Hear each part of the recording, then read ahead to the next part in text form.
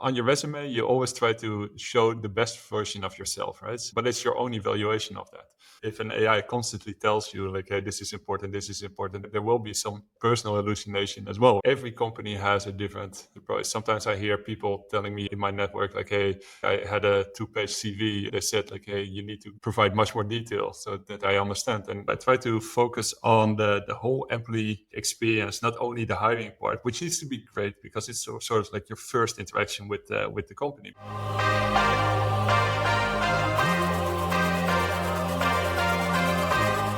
We are live on the Objective Hiring Show. Today we're joined by Allard. Welcome.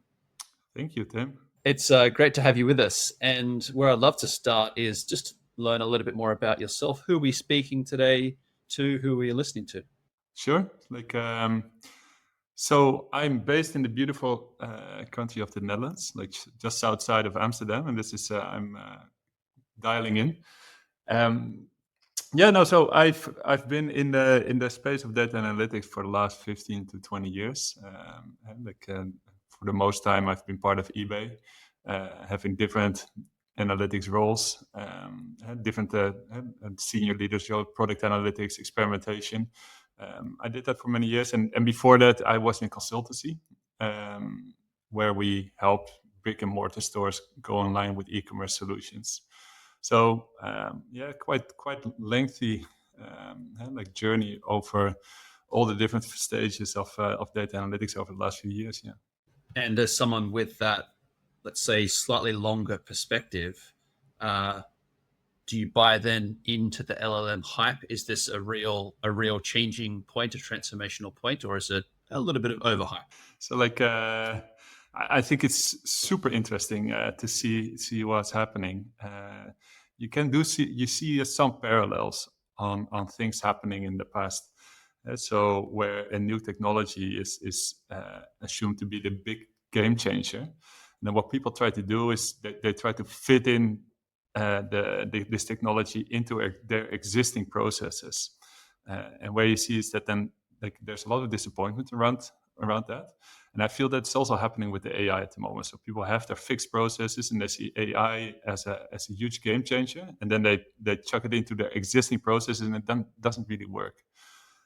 So redesigning your process, starting AI first, is super important. And I think it has the ability to supercharge companies, but supercharge all individuals and leaders and teams in many different areas. But again, it is you need to think in a different way.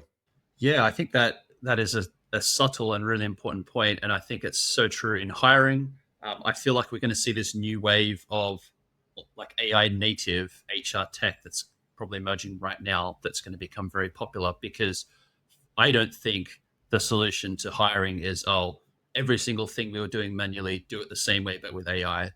I think it's going to lead down the wrong path, which we've already started to see bits of. And it sounds like you've also seen that almost like a hammer-based approach. Well, I just get my AI hammer out and just try to automate the thing that I'm currently doing.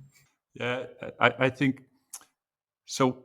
What I see and what I've also heard from colleagues and past colleagues over the last years, that so people just apply for so many different roles. It's so easy to apply now. You just ask ChatGPT to modify your resume to include certain things. I even read this stat that the number of job applications in Workday increased 3 times more than the number of jobs on Workday. So it's really interesting to see the inflation going on that AI brings for candidates just applying, and companies react by just chucking AI against it. But yeah, for some reason it doesn't really work. I remember the story of one of my team leads, my former team leads, and she was telling me that she in her new role in a different company, she had a performance interview, and like the people in her team were creating the performance interview with ChatGPT, and then she was reviewing it with ChatGPT, and then like it was a very a very stupid process, to be honest, right? So like where we're keeping each other busy and just chasing our own tails constantly. and not getting to the core. So yeah, so I think it's an interesting time, and I also think that the people who really are ahead of this curve and really understand the value that these tools and data driven decision making can bring will be ahead. It's as simple as that. What about in your personal life? Have you started to adopt AI in any meaningful way? Any specific use cases you've had yourself? Well, first of all, I'm super interested. So I try every AI that I can find and try to understand, like, okay, what can I do with it? How does it work? How does it benefit me?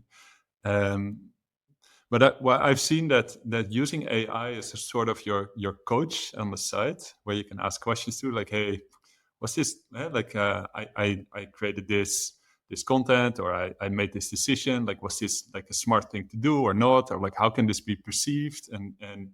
Uh, and I found it very very enlightening and powerful for using that. I now do I do a lot of journaling, but journaling together with your AI is even more powerful. You get into layers of depth. You ask yourself different questions, and it helps you to get a much broader perspective. So for me, it helped a lot. It's also quite dangerous because, like, the moment you start relying on AI making decisions for you, of coming to conclusions that you didn't drive yourself, like I've also had some interesting experiences there. But yeah, so like and but we're still on this discovery journey. I feel I'm not sure like how you see this, but uh, like what you mentioned, it's been a huge hype, and you see good practices going out, but also so many bad practices. Yeah, and it's created new problems, as you said. I mean, in hiring, it's kind of broken the hiring process, at least in the short run. But I think we're just in this intermediate period where it's like candidates have adopted it en masse, are using it at scale, applying to, I don't know, 100 roles when previously they couldn't apply even if they wanted to more than 20. Now they've applied to 5 times as many. And we're kind of in this intervening period where we haven't properly solved that problem yet. So it's a little bit broken at the moment. Um, Yeah, and I'm also not sure like if that problem will be like solvable, because the barriers to enter have gone down so much. That like the online job postings have already accelerated like the amount of jobs you can apply for, and then like the ease of applying. yes. Also, the funny thing I was thinking about, like when I started at eBay, I started with doing SEO, product management, and the whole thing was around making sure that we understood the algorithm of Google and that we could tailor our content towards that. I feel it's very much similar to this. Like if you understand like how the AIs evaluate your resume, you can start like tailoring your resume that towards that. I, I even I even read like one example where people were adding like white text in their resume so that like the AI would pick it up, but the humans wouldn't see it. Like and they would just add like keywords in there and these kind of things. Yeah, and that was what the sort of 1998 Google SEO hacks. So I feel like if people just want to know the AI hacks of 2025 for their CV, yeah, just go and look at whatever SEO, whatever was happening in SEO about 25 years ago. Yeah, I think that's true. To be honest. Yeah, I think it's I think part of it is because it's obviously such a powerful tool. Naturally, people are going to apply it to anything and everything. At least try to do it. Um, uh, and I've heard from a few fairly substantial tech companies who recently, this is maybe October, November, had said to their entire workforce of sometimes like several thousand people, stop your day to day jobs. Stop doing what you're doing. Don't work on any tasks. Just figure out how to implement Claude or ChatGPT in your day to day job, which I feel like normally that would be a bad way to think about it because that's like a solution looking for a problem, just, you know, a bit perverse. But maybe if the technology is so transformative, we need to have that time to sit down and think, hang on, like, what are the 100 things I'm doing? Oh my God, 50 of these are now stupid, given AI could do them. I just need to have enough time to sit down and think, what am I doing every day? Is it worth it? And then outsource the ones that I feel like are low value to AI or AI could do. Um, at least on an individual basis. Maybe at an overall process level, like you were saying before, that mentality is a bit wrong, because you almost need to reinvent the process from scratch rather than just automate the manual bit. But I feel like we're in this state where just people are kind of looking for any problem to solve with AI, and maybe it'll turn out only 20% of those problems AI is a good solution for, like programming, for example. Probably AI is going to be the programmer in a year. Maybe the idea of writing Python from scratch is going to be ludicrous. I don't know. On these companies, right? So like what you mentioned is that they're using AI. They're forcing their employees to use AI. And what I do think is that AI won't replace like people instantly, but like what they say a lot is that people who are savvy and really good at AI, they will replace the people who are not. So facilitating at least people getting into it and learning and see what it can do, I think that's a good thing. My experience has been like I also look a bit at the analogy of like data-driven companies, where I've seen so many teams that's telling me like, give me more data, give me more data, give me more data, and like, and then they would just chuck it in their head, and then hopefully come up with a good solution.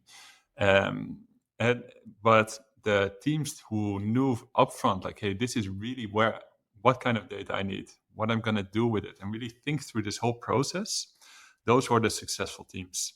And many of my my interactions with different business leaders in the past have been that the number of questions exceed the capacity of us to deliver on this there. So and having a clear understanding of what you want to do with it helps to accelerate it. And the other thing I've found over the years is that the opposite, where we would provide insights or data to teams, but because they didn't really need to use it, so they were not evaluated on that, or they were never asked about it. They would just accept the numbers, but then do their own thing anyway, right? So people will start using the numbers if they think through it, and if they understand really what the benefits will be for them along the way. And if they don't see any benefits, they won't use it. And I think AI is very much the same there. If people see a benefit, they will use it. If they don't, they won't. I think when it comes to hiring, candidates have certainly perceived the benefit of AI because they've adopted it very quickly en masse, much quicker than companies have in response, which is only natural because they're individuals. They can just start using a tool. They don't need approval. They don't need to wait for a bit of software to be built on top of the AI. It's just like, here's this amazing tool, I'm going to use it. And so the candidates have started using it to optimize their CV, maybe to write their CV from scratch, to match it against a job description, to maybe apply at scale to all these jobs, which superficially is solving a problem for them. Because like my problem is I need to apply to a lot of jobs because there's so many other people applying to lots of jobs. I need a better chance of getting a job. Therefore, it's like a numbers game. But is that approach almost going to backfire on a candidate? Because now, from a company's perspective, you're like getting inundated with all these applicants. They all seem to look similar to each other. They all have the same AI sounding tone. Should candidates almost do the opposite and go, well, actually, I'd rather abandon AI completely, go for a pure manual approach. I'm going to try to get a job by sending a customized video directly to the hiring manager, where it's definitely me. It's not a deep fake. It's like 100% personalized, including warts and all, including my imperfect English and all the weird things that make me human. But at least I'm going to stand out and not be, in the mess of everyone else. I saw this approach from one company that they were scanning like all the content a candidate had posted online, like you have social content and also professional content, and they would aggregate that and look at that addition to like the resume just to get a much more complete look at that. Well, so I have never so with all the talent acquisitions teams I've worked with, and like, well, it goes with waves, right? So like it's always this case when you're allowed to hire, like then everybody's sort of allowed to hire, like and the other way around. So either like these talent acquisitions have all the time in the world, or they're super swamped. And when you need to hire, and they're like I found that they're swamped a lot, and I think that it's very difficult to get through that as a candidate. So then this is where I believe this whole process needs to be redesigned. Of course, a TA will use any tool to their disposal to reduce, like to work divergent through all the clutter of these resumes. But then also the resumes, they are like they are tailored by the people applying for the roles to those roles. And what I think is very challenging, like if you go on LinkedIn, for example, and you see a role coming by, so then the AI of LinkedIn will say like, okay, check if I'm a good match for this role, and then you sort of say check, and I already know I'm not a good match for this role, but then LinkedIn would come up with, well, like these are the strong areas, and these are areas might be a little tweaking. So then it's so easy to say like, okay, let's tweak these areas and see if I can make it more fit. And this is the area where you really want to get through, because if you have AI looking at these resumes up front, like you really want to vet the quality of those resumes, and I think AI is not really capable of doing that at the moment just yet. And this is where human intervention or like or skill vetting is super important for making sure that you just know the people. I'm pretty sure that people who are just very technology savvy, like will just like get ahead, even though like their skill sets, the hard skill sets, might not be like what they need, or their leaderships, or like their way of processing information. It's just not at the level that you need it to be. Yeah, and maybe another way that another segment of candidates might get ahead is, instead of, let's say, I don't know, the equivalent of SEO optimizing their CV for an ATS, which let's say is one game plan. The other game plan, like if I were a candidate right now and I was applying for jobs, I would probably not even bother applying through LinkedIn and Indeed and Seek and what have you. I would just sit down and think, okay, like who do I know? Who's in my network? What are the strongest 30 connections I have? Who do they work for? Who do they know? Maybe do almost like account based marketing approach. Like, what are the top 10 companies I'd love to work for? Do I have like a first or second degree connection there? I would just like completely bypass any traditional process and try to backdoor it, basically. So maybe what we might see, if these online platforms and processes are so broken, it almost be a diversion back to like the old boys club. It's not what you know, it's who you know, and that will become more relevant. What do you think? What I would find amazing is that you could just start a conversation with the company, just saying like, "Hey, I see this job posting. I think I have quite some relevant like experience on this one, but let's work through this and see if there's a good match." Like this is always the like, if I do this within my network, this is the conversation I have with like, "Hey, like I don't know if this fits, but let's find out." And it would be amazing if that can be done at scale in such a way that you can rely on this, so that people can ask the AI maybe a question, or like upfront, like, okay, what's in the role, what's not in, because the job description is the same way, right? So like you never, the companies put something in, but there's so much more depth behind any role. And my experience has been any concept of like the moment you really build this human connection, and you spend time having a conversation and understanding, okay, so where are you at, where are you in your career, like what are the things you're looking for, like and then these are the best predictors for me of having a good hire later on. So, and I haven't seen a company doing this just yet, but I know there's of course like developing in this area. But that would be amazing, and I think there's so much opportunity still in this whole process. I've heard from people that they are applying for jobs, and I think 1 in every 5 jobs they get a response, and 4 out of 5 they just get nothing, as or maybe an automatic generated email like, "Hey, thanks for your interest, but we didn't see a match." Point. So I think that's terrible for your hiring brand, to be honest. And there's so much opportunity there to be gained. So I'm hoping that there's development this year in this area. Like, not sure what you see happening, but it needs to happen, right? It does, and call me biased and call me putting my data hat onto this problem, but I feel like the solution is better data on both sides because, especially at those kind of early stages, typically, yeah, you just have that LinkedIn profile, that CV. Just like you, if I went onto LinkedIn now, I'd probably get recommended as a great, candidate for like Parliament of Australia and a farmer and I don't know what technical business analyst in Canada. Like, well, what the hell? Because I've got maybe 30% overlapping skills. Like it's so irrelevant a matching system at the moment. I think the unlock is going to be more data on both sides. So you mentioned that other product you'd seen that was kind of aggregating extra data points from a candidate around the web. Yeah, something like that. On the other side, we need more information about the job. I always think about like what are the questions, if you can just aggregate answers to all the most common questions a candidate's going to ask and have that as nice content. Um, a company we used to work with was really good at this.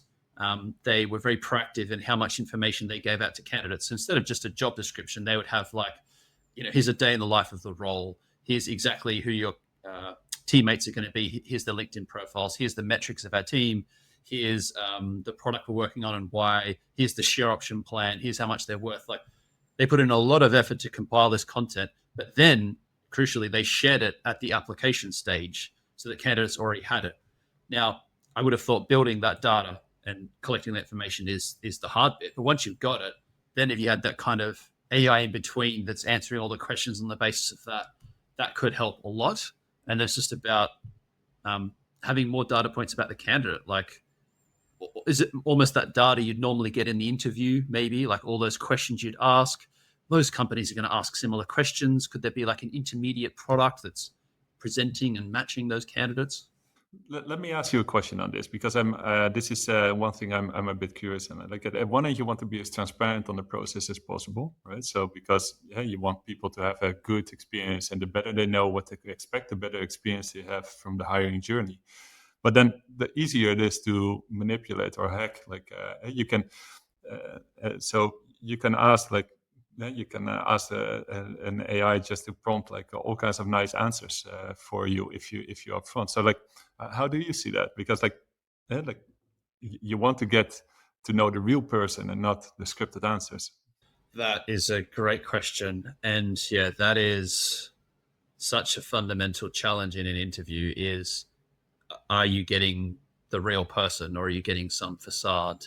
And yeah, you're right. If they've been almost prompted with all these data points around the team or what have you, they could almost set themselves up for success to tell you what they think you want to hear. I wonder if it's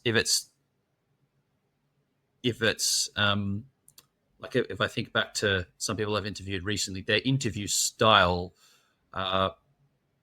one got people to almost like go through case studies. So there's almost like a live problem solving element where, someone was thinking on their feet and they didn't have forewarning of what the case was. And so they couldn't necessarily kind of prepare for it. And I remember another person, their interview style was to kind of, they had what they called like 3 levels of a question. So they were mainly interviewing for macroeconomists and econometricians. And the way they thought about it was they'd give just a general problem to the candidate. So it's like, what is the impact of changing interest rates was their example. And so normally the candidates would have some kind of economics background, others didn't. So their expectations over the answer was slightly different depending on the candidate, but they'd almost go like deeper and deeper in the layers of the answer and keep digging and digging and digging until they'd almost exhausted the candidate's knowledge in the area. I feel like something like that would be hard to game or prepare for because you just have to be able to deal with it in the real interview. Does require a very skilled interviewer, though. Does require some kind of technical type of interview. But I feel like that will be hard to prepare for. What do you think? I think that the case study is one of the most powerful tools you can use to really get under the hood, to understand. It depends a bit on what kind of what kind of role. Like if you have a leadership role, you probably want somebody to have like put down a vision on like how certain things work. And if you have like an individual contributor, you want like a hands-on case study on this one. And I've seen this work really really well. Like where my question is, and I think this will change more this year, like with all the advances on data and AI for also the hiring process, is that because it's a very time-consuming process. So doing a case study, and because there's such an increase in volume of people applying for the roles, and it's difficult to get down to the who are you gonna select, and who are you gonna like think at the first round, and this is where steps needs to be made, right? So just as an example, is if people put in like all kinds of things in their resume, like vetting them upfront, we'll assess like, okay, how truthful have people been on the resume? If they haven't been truthful on the resume, you can like ship them immediately, right? So because then you know that you're getting a lot of BS down the line.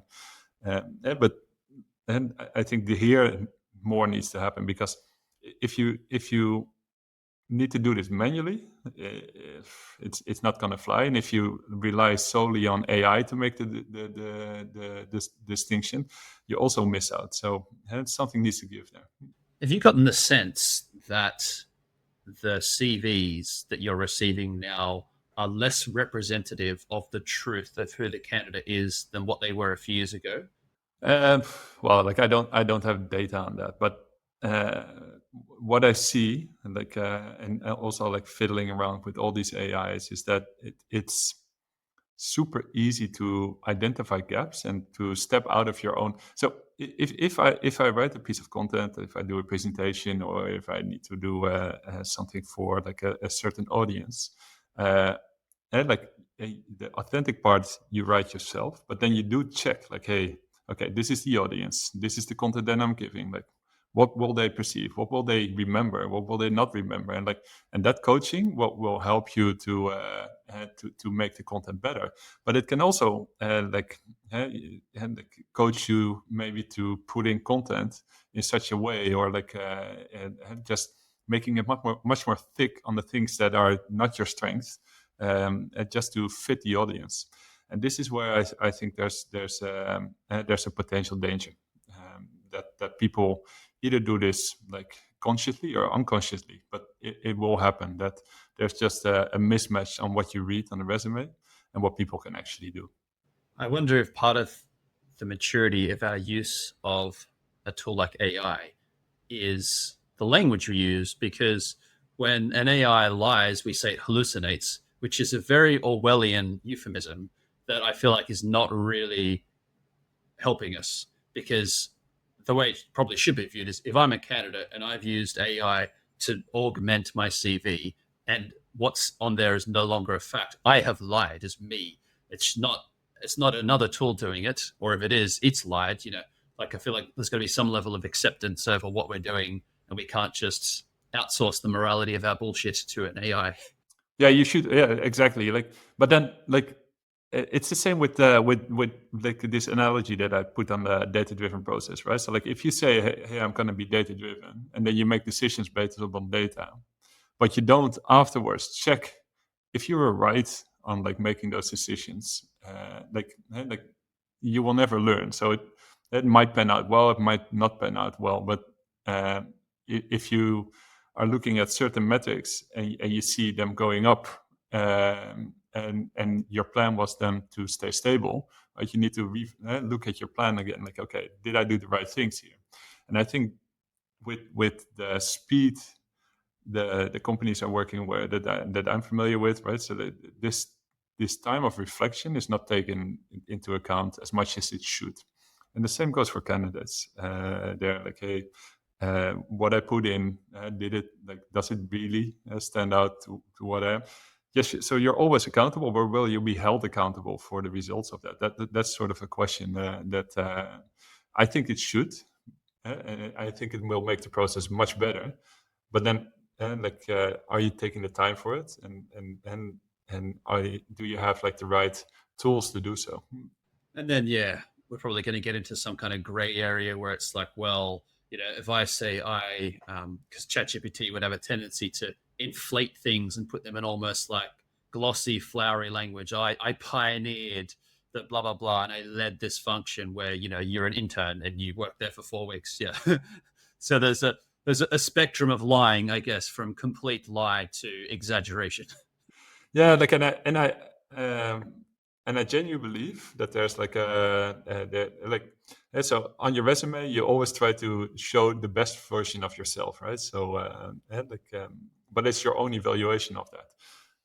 So if an AI constantly tells you like, hey, this is important, this is important, this is important, like there will be some like personal hallucination as well, right? So helping the candidates to vet it also helps them in their career, right? So like if you and like people put in skills, for example, hey, these are my skill sets, right? So I can like, for example, like I can do SQL, I can do Python, I can do R, right? So like like for myself speaking, right? So my SQL is way better than my Python, right? So but they're on the same level, right? So and this is and if the role requires to be much more proficient in Python than a SQL, this should be caught like early for both the candidate and the employer.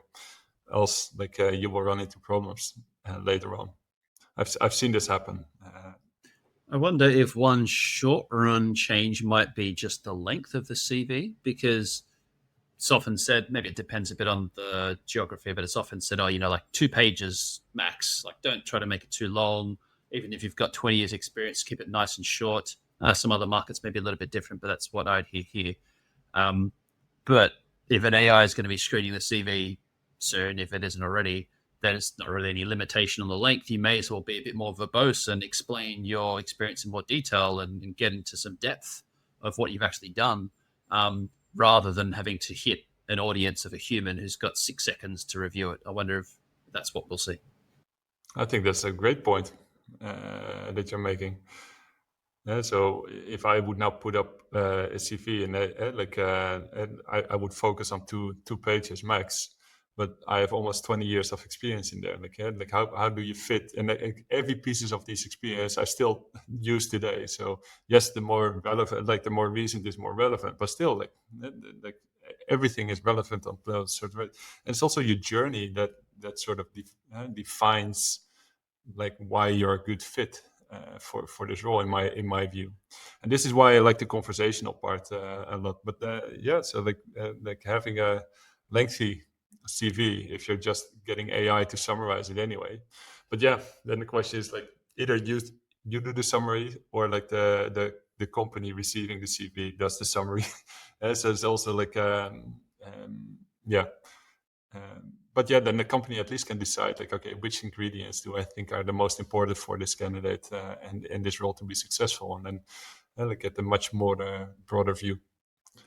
Yeah, so I think it's a good idea. But I also saw that like there's like every company has a different has a different approach. Sometimes I hear people telling me in my network like, hey, well, like so like I had a 2-page CV and they wanted like they said like, hey, you need to provide much more detail so that I understand, and the other way around, and so it's so specific per company. Yeah, and I've often thought in the past, one underappreciated difficulty of getting a job for a candidate, particularly in a field like data, is the drastically different audiences that their CV has to speak to, and even their interview. So you apply and you would typically have, let's say, a TA, HR, recruiter as the first screen. Normally would have no background in analytics, really. Like, they're not going to evaluate it from a technical perspective, but they're trying to do some kind of at least first pass at the CV. So they've got to get past that type of persona. And then almost the polar opposite if they're then dealing with a hiring manager or future colleague in the domain. So now maybe they've got like a third audience, which is the AI bot. So the CV is going to have to somehow be optimized for all three. Again, maybe there's some lessons in SEO and optimizing websites for Googlebot as well as human readership, meaning almost like two versions, an HTML version and a whatever version. I don't know. Yeah, and I think that and so we're now double clicking a lot at the first part of like an employee journey, but like the employee journey is such much broader, and thinking of the bigger picture here. Like every employee wants to join a company for certain reasons, right? So like to become better, to have an exciting time, maybe to make a nice make some money. Like there's all kinds of different reasons for company, and looking at that as the holistic way. Like for example, if you do a skill assessment in your hiring process, but you don't have your overview on like what skills do I need in general in my team and where are the gaps, and if you don't make an assessment on that, like hey, then this whole process at the beginning also doesn't make sense. So thinking about this in a much broader perspective is super important as well. Because that also can help you on your branding. It can help you on like so many different areas, and this is what I try to do. I try to focus on the whole employee like experience, not only the hiring part, which needs to be great because it's sort of like your first interaction with the company. But then if the things after that do not fit and do not match, like it's quite like there's a mismatch. I have the same when it comes to like filtering out biases. Yes, you can filter out biases in the process of hiring, or at least make a very strong attempt to filter out those, right? But then if the company doesn't filter out biases in day-to-day interactions, like then there's a mismatch there. I remember this.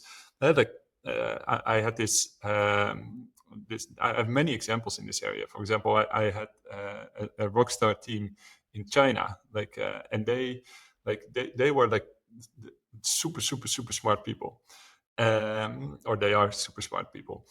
But like what you see with Chinese is that they tend to use their eyes and their ears more than their mouth, right? So then in interactions, and like when Europeans, like for example, we had more Southern European teams, and they are used to do a lot of like vibrant discussions in meetings, and you need to sort of jump in and pitch in and make your point, and like it's a very different dynamic, and this does clashes. So like then you have your bias figured out, but then I spoke to one of the leaders that were engaging with this Chinese team, and they was asking like do they speak English? Do they actually and there was such a mismatch there, and you can cover all these biases in the hiring process, but if they don't align with your company culture and don't align with how you as a company look at diversity in general, like then you have a mismatch. And I think it's so important to make sure that these systems are fully aligned. And in that scenario, in a typical hiring process, I would feel like, introverted, a bit more reserved, a bit less arrogant in some sense. Candidates would often get screened out, especially in the early stages, because I feel like traditional interviews are almost optimized for confident, extroverted, handsome, tall, blah blah blah people. That in a way that's almost quite hard to undo. I think it's like we're certainly with human interviews anyway. Like you can't unsee things, and it's so easy to confuse confidence with competence. Maybe especially if the person doing the interviewing isn't a domain expert and they can't like dig and sniff out the bullshit. Like I can think of the first salespeople I ever hired who are obviously very good at selling themselves. And I didn't have enough experience in sales myself or hiring salespeople to really know the difference between a lot of talk and any action. So I feel like maybe that's where you really need an expert interviewer. But even with that, we're all just humans with biases. Maybe this is where AI could help. Could AI be curing us of some of these human biases? Well, I hope so. So I hope so, because two thoughts on this. The first one is around making sure that you're looking at the data and aware, and that's where AI helps. But the second one is about building in feedback loops, and just making sure that all your assumptions that you did at the beginning that you apply those later on and check, like, hey, was I right on these assumptions, and I made decisions on certain level, making sure that you journal those and like capture those, and that you keep looking into what I mentioned. I journal a lot, and I read back my journals many times. Like, what was my thinking back then? Like, hey, why did I think certain things? What was my expectations? Are they still meeting those? And I think that's super important. So AI can help structure this thinking and this process, but in the end, it's also being disciplined and trying to look at this objectively and with enough curiosity. One really interesting use case, I think, of AI in hiring that is a little bit more nuanced and complicated than just the screen this CV or interview this candidate is almost back to what you're getting to before, which is like a higher level thinking of, are we even pursuing the right skill set in the first place? Is this even a gap? Are this set of skills available in one candidate, or is this like a 1 in a billion person because there's just no one in the world who has these things? Are we being realistic? Is the salary title anywhere near what we'd expect it to? What are the trade-offs we're making? Like, this is one I think that comes up a lot, but we don't think about is, okay, we're going to hire people in just this one city. Okay, fine. We could have hired people remotely within these countries, though. Like, how much have we decreased our talent pool as a result of this one filter? Other things around like just interview feedback. Like, I could almost imagine an AI interview helper giving coaching to the interviewer around the questions they're asking, how they're framing them, how they perceive the candidate's answers. Like, oh, you mentioned the candidate was like, I don't know, shifty and untrustworthy. Why did you say that? What was it that made you think that? Did you realize you asked them this and it made them uncomfortable? Like, there's just so much room for improvement, I think, in making the whole process a lot fairer. Yeah, I like, if we could get there, and I'm hopefully we will get there soon. That would be amazing. Like, and now, like, in the interviewing process, it's not done having the AI being part of that interview, because like, of all the privacy and you never know what people will do with it. But yet, like, finding a way that you are secure and like and have respect for people's privacy and like their data, but having this coaching function is like that will be a good situation if we get there. Not sure if that's already like common practice, but here in the Netherlands, I haven't seen it. I haven't seen it done. I haven't seen it either, but from my own personal experience in using AI, I found it. There was similar to you. Like, I would ask it lots of different things about different stuff that I was thinking and decisions, and I was getting it to help me with my plants last week about a fungal infection that it could see on the soil, and I managed to figure that out, so that was helpful. But what I've noticed is my receptiveness to its recommendations and feedback is very high. Like, it's not like asking a colleague or your boss or your whatever partner, where there's a little bit of, you kind of feel no matter how receptive you are, there's always a little bit of, well, is this person judging me, or do they have a bias, or what have you? With AI, it's you don't have that at all. At least I don't. So my willingness to even listen to it is super high, which, even if its advice is imperfect, sometimes wrong, sometimes whatever, is better than not getting any advice, I guess. Yeah, and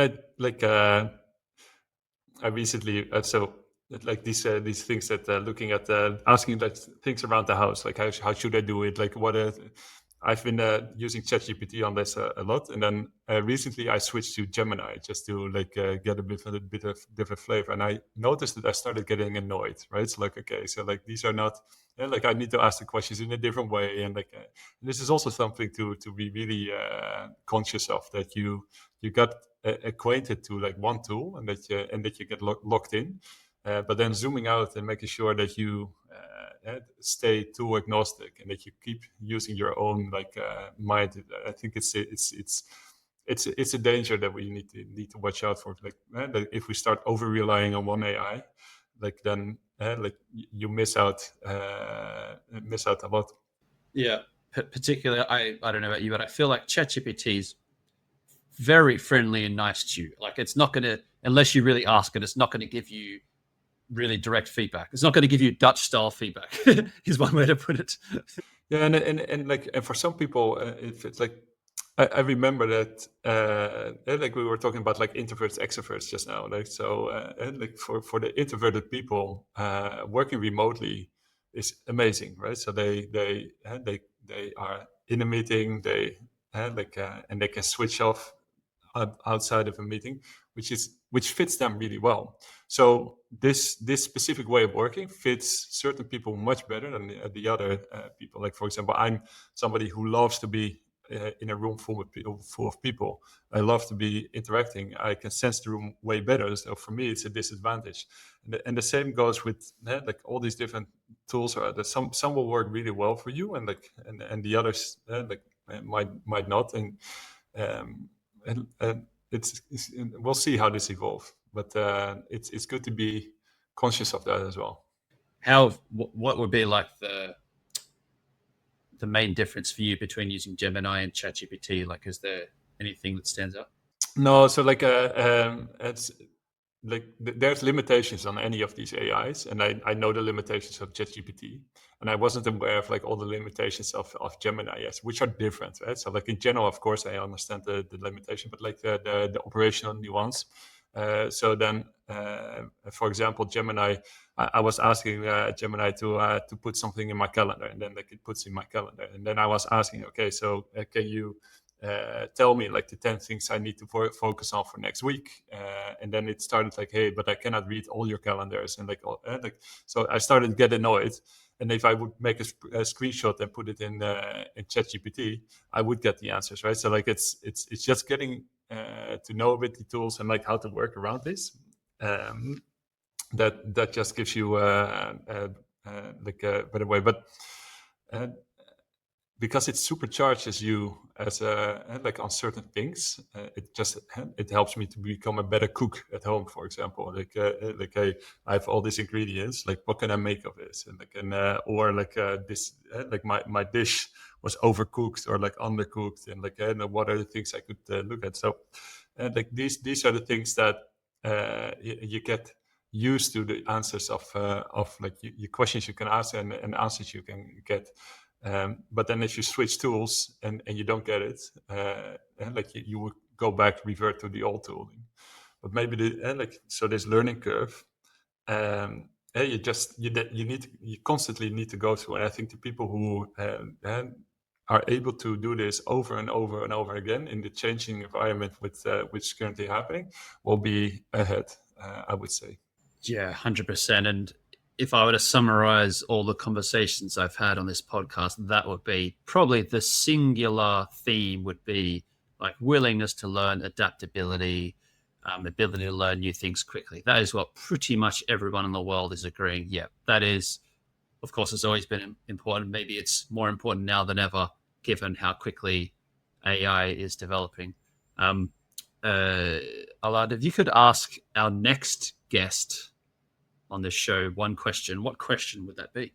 So like one thing I'm curious about, like how other leaders look at this, is that you either hire for skills or you hire for the person. Like, where's your emphasis and why? So, like that would be an interesting one. And the context behind the question is that what nowadays this adaptability means that maybe personality is more important, even though if you look at the data, currently there's more emphasis in hiring for skills. I'm curious how the next person would look at this dilemma. I look forward to hearing their answer when I level that question at them sometime next week. And Allard, it's been a great conversation today. We've covered off a lot of ground, a lot of different areas. Thank you so much for joining us and sharing all your insights with our audience. Tim, thank you so much for your time.